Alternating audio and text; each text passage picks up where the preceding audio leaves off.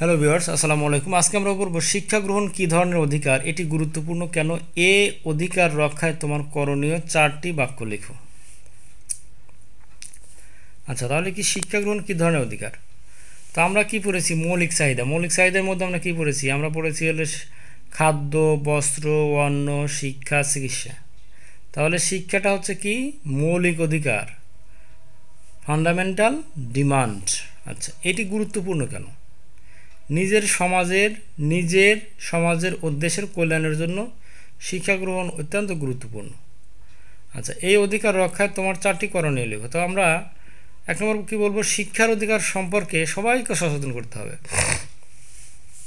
তাহলে শিক্ষায় শিক্ষিত হলে যে মানুষের মতো মানুষ হয়, সেটা মানুষকে বোঝাতে হবে। নিজে মনোযোগ দিয়ে লেখাপড়া করতে হবে এবং অন্যকেও লেখাপড়ার প্রতি আগ্রহী করতে হবে। আচ্ছা, সহপাঠীদের ডেকে নিয়ে আসতে হবে স্কুলে। প্রতিবন্ধী শিশুর অভিভাবককে তাদের সন্তানদের বিদ্যালয়ে পাঠানোর উৎসাহ দিতে হবে।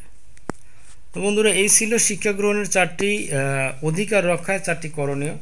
আশা করি ভিডিওটা ভালো লেগেছে। সবাইকে রিকোয়েস্ট করবো, যারা আমার চ্যানেলকে এখনও সাবস্ক্রাইব করো নাই, প্লিজ সাবস্ক্রাইব মাই চ্যানেল। আল্লাহ হাফেজ, আসসালামু আলাইকুম।